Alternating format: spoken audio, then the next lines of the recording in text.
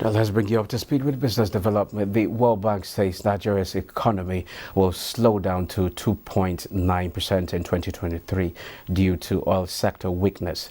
The bank disclosed this in its 2023 Global Economic Prospects report published on Tuesday and projects that Nigeria's economic growth will decelerate to 2.9% in 2023 and remain at that pace in 2024, which is barely above population growth.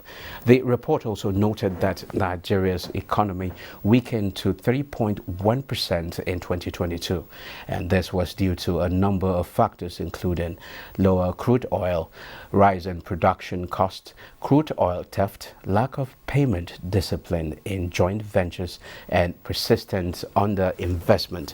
The World Bank predicts that in the sub-Saharan African region, which accounts for about 60% of the world's extremely poor, growth in per capita income from 2023 to 2024 is expected to average just 1.2%, a rate that could cause poverty rates to rise, not fall.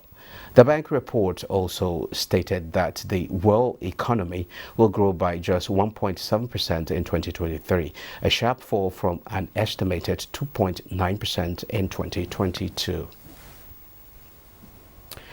Now, earlier before the World Bank prediction, the IMF had on the 1st of January predicted that for much of the global economy, 2023 is going to be a tough year as the main engines of global growth, the US, Europe, and China will all experience weakening activity, and that 1/3 of the world economy will hit recession in 2023.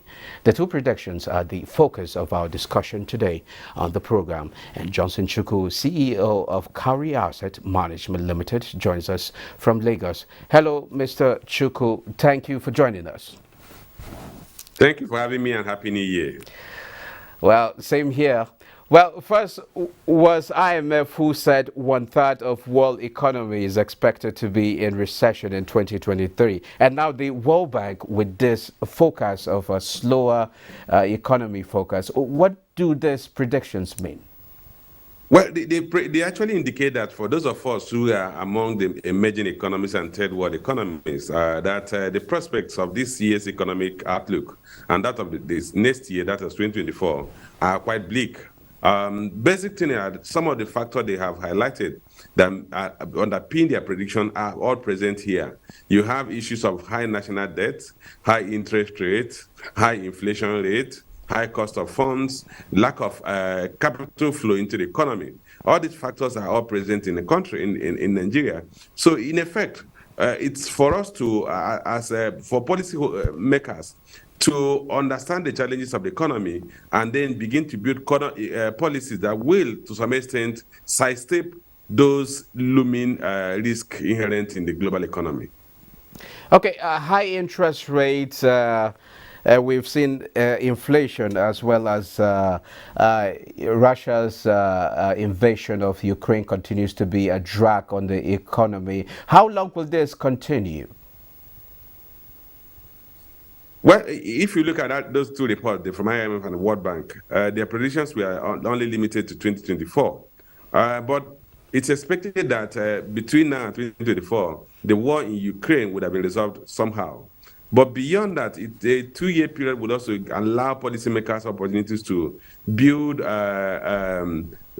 bulwarks or protective systems or policies that will help them navigate through these periods. The major challenges we have is that many third world economies have huge public sector debt, which is crowding out investment in critical sectors of the economy.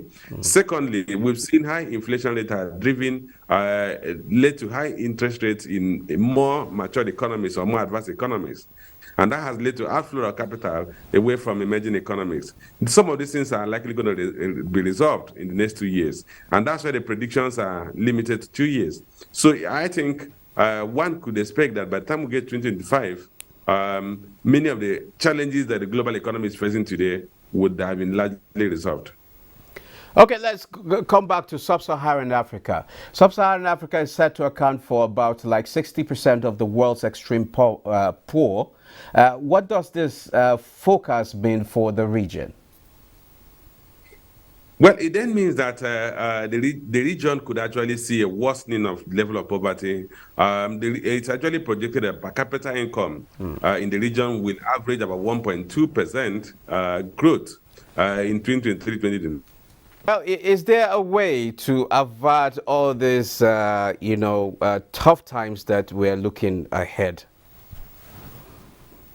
You know, one of the things that World Bank said in their own report is that policymakers, individual countries should develop policies that will help them navigate through these challenges. And I think for us, it's a clear call as a country that our policymakers must evolve policies that will allow us navigate through without getting hemmed in by what happens in Ukraine. Ideally, given the size of the economy, because the countries that are most affected are the smaller economies, countries with small population that are dependent on tourism. But for an economy with a broad-based productive sectors, Nigeria should not ordinarily be affected by what happened in Ukraine. One is that we are an oil exporting country. Should we improve our oil production, we should actually be a beneficiary of the war in Ukraine because it will lead to an increase in our reserve and stabilization in our exchange rate.